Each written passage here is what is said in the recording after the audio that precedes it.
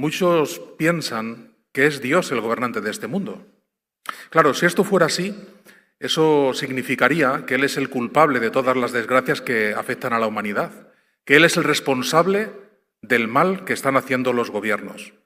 Sin embargo, la Biblia muestra quién gobierna el mundo en realidad, lo que explica por qué los gobiernos humanos no pueden resolver los problemas que vemos hoy.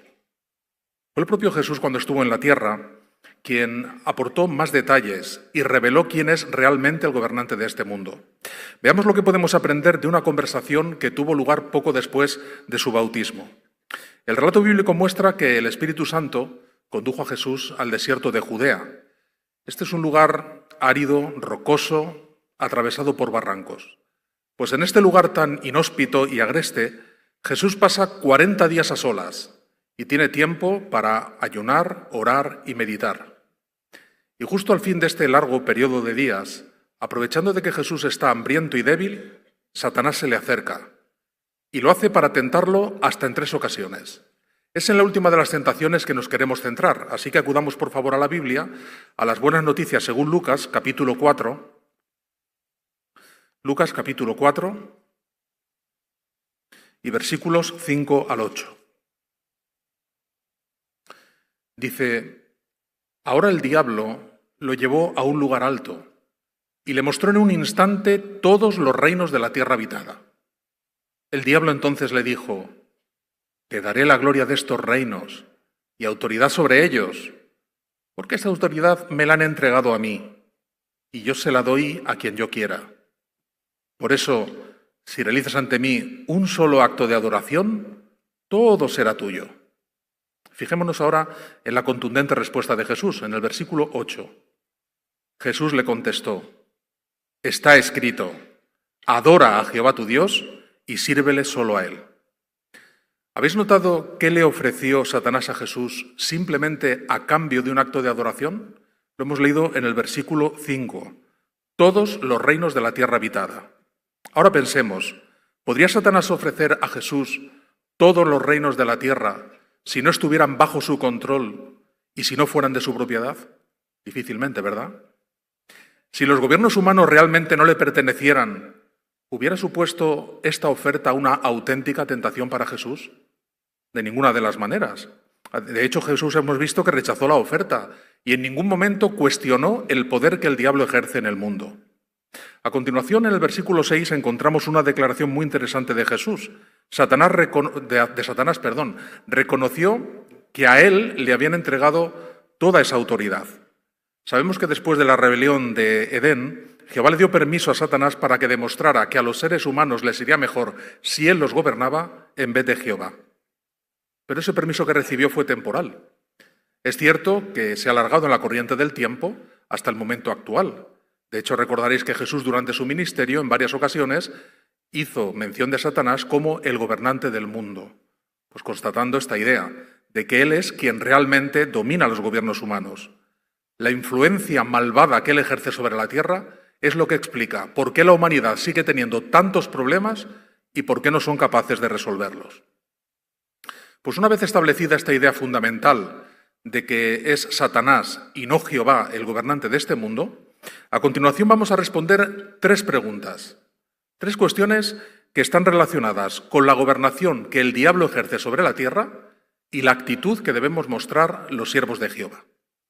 La primera pregunta es: ¿cómo usa Satanás su autoridad? Luego responderemos la pregunta: ¿cómo deberíamos ver los siervos de Jehová los gobiernos humanos? Y la tercera cuestión, también muy interesante: ¿cómo podemos darle a Dios adoración pura mientras vivimos en el mundo de Satanás? Respondamos la pregunta: ¿cómo usa Satanás su autoridad? En primer lugar, él lo hace tratando de influir en la forma de pensar y actuar de la gente. El apóstol Pablo, en Efesios capítulo 2, versículo 2, llama a Satanás el gobernante que tiene autoridad sobre el aire. Y esta definición es muy apropiada porque este aire representa la actitud mental de este mundo. Y Satanás consigue que los pensamientos, planes, conversaciones y acciones de la gente reflejen su manera de pensar y no la de Jehová. E igual que el aire que nos rodea, que le tenemos a nuestro alrededor, también esta actitud mental del mundo de Satanás también nos cerca, nos rodea por todas partes. Por ejemplo, cuando participamos en la predicación, ¿cuántas veces nos han dicho las personas que el hombre resolverá los problemas que afronta la humanidad? Estoy seguro que no te lo han dicho una ni dos veces. Frecuentemente las personas razonan así. Pero esta es solo una de las mentiras promovidas por Satanás, la misma que él utilizó con nuestros primeros padres allá en el jardín de Edén, mostrando que los seres humanos pueden gobernarse a sí mismos con éxitos sin la ayuda de Jehová. O podríamos encontrar alguna explicación lógica, racional, a la extrema violencia, al derramamiento de sangre y a las masacres que han llevado a lo largo de la historia a cabo los gobiernos humanos. Simplemente por mencionar dos ejemplos.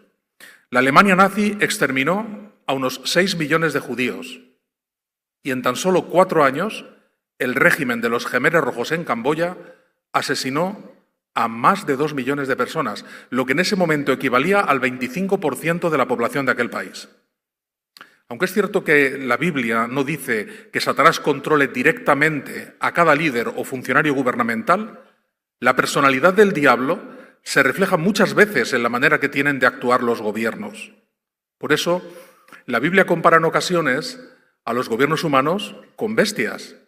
Y es una comparación muy apropiada, porque como hemos visto son obra de Satanás y manifiestan su salvaje y feroz naturaleza. Veamos la segunda manera como Satanás usa su autoridad.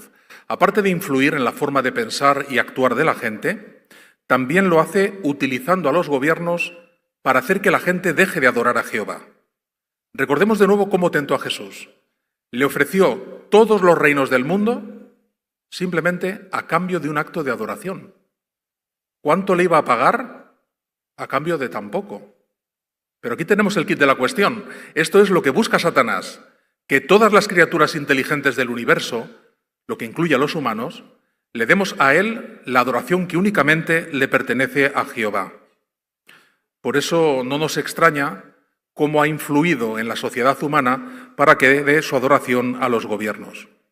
Mirad qué interesante un comentario que aparece en la Enciclopedia de la Religión, que señala que el nacionalismo se ha convertido en una forma dominante de religión en el mundo moderno. ¿Entendemos esta expresión? Equipara a los nacionalismos que hoy están tan de moda, lo equipara con una forma moderna de religión, que igual que la religión falsa, rivaliza también con la adoración pura de Jehová. Y esto se observa en la sociedad actual, donde cada vez más las personas dan culto al Estado, a los símbolos nacionales y al poder militar. ¿Verdad que no nos sorprende el ver algunas campañas políticas recientes donde multitudes de personas rinden pleitesía al candidato o presidente de un país? ¿Verdad que no nos llevamos las manos a la cabeza ni nos asombramos cuando observamos que aunque un gobernante esté haciendo las cosas en determinado lugar rematadamente mal, aún así sigue teniendo a su alrededor miles y miles de seguidores que lo aclaman y lo apoyan? A Satanás le da lo mismo. Él utiliza cualquier medio a su alcance, en este caso también a los gobiernos humanos, para hacer que la gente deje de adorar a Jehová. Teniendo todo esto en cuenta, vamos a responder la segunda pregunta que planteábamos al principio. ¿Cómo deberíamos ver los siervos de Jehová a los gobiernos humanos, dado que hemos analizado que están controlados por Satanás? En primer lugar, tenemos que reconocer que algunos gobernantes en ocasiones usan bien su autoridad y que algunos sistemas judiciales razonables bajo el paraguas de este tipo de gobiernos incluso han apoyado al pueblo de Dios. Esto ha permitido que los siervos de Jehová hayamos conseguido muchas victorias legales, que nos ha permitido disfrutar de cierta libertad, tanto para adorar a Jehová como para llevar a cabo la obra de predicar y hacer discípulos. En segundo lugar, también sabemos que Jehová permite que los gobiernos existan y que les da cierta autoridad sobre las personas. Veamos cómo expresa esta idea la Biblia en la carta que escribió el apóstol Pablo a los Romanos en el capítulo 13. Si me acompañáis, por favor, Romanos capítulo 13.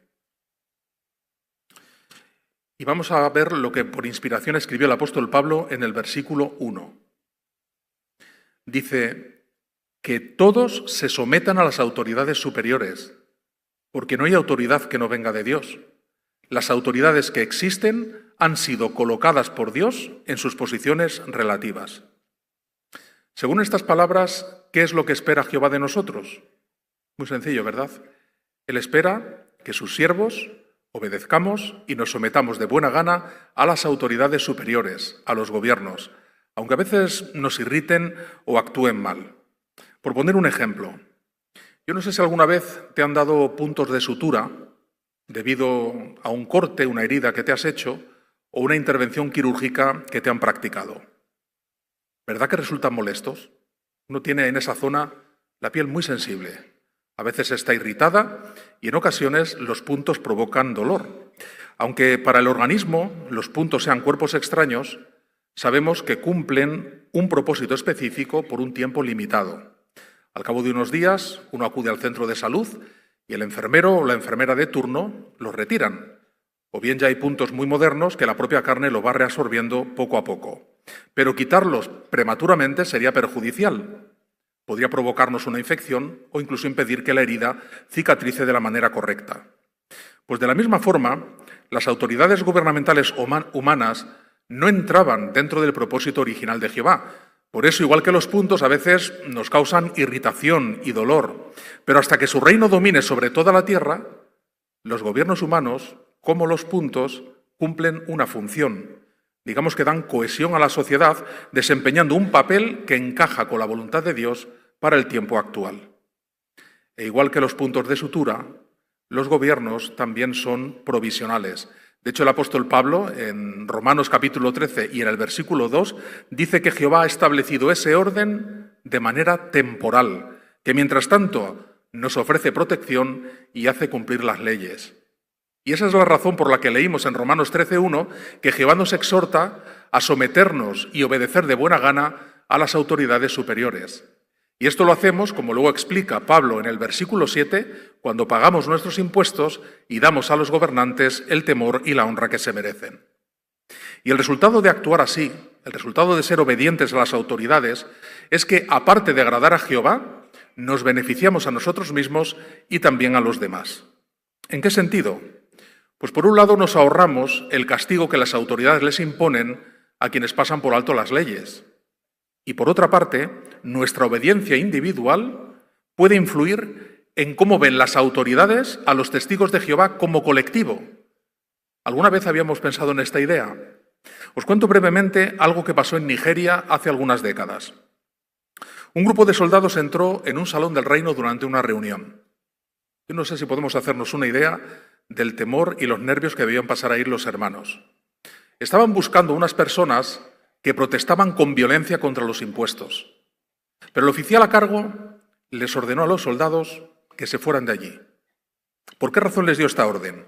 Les dijo: los testigos de Jehová no andan por ahí protestando contra el pago de impuestos. Qué buena reputación se habían forjado nuestros hermanos en Nigeria, ¿verdad? Por eso, cada vez que a nivel personal obedecemos las leyes, estamos contribuyendo a que la reputación del pueblo de Jehová sea mejor. Y algún día esa buena reputación podría proteger a nuestros hermanos, incluso quién sabe si a nosotros mismos. Pues una vez analizado que el mundo está controlado por Satanás, pero como hemos visto ahora, Jehová espera que sus siervos obedezcamos y nos sometamos de buena gana a los gobiernos, la tercera pregunta que falta por responder es: ¿cómo podemos darle a Dios, como dice el tema de esta asamblea, adoración pura mientras vivimos en el mundo de Satanás? Pues tenemos que decir que nuestra actitud es la misma que la de Jesús cuando fue tentado por Satanás. Igual que él, nosotros decimos: adoramos solo a Jehová y le servimos solo a él. ¿Qué nos enseña Jesús sobre cómo debemos ver a los judíos? Pues vamos a analizar a continuación dos principios que Jesús nos enseñó y que nos sirven de guía en el tiempo actual.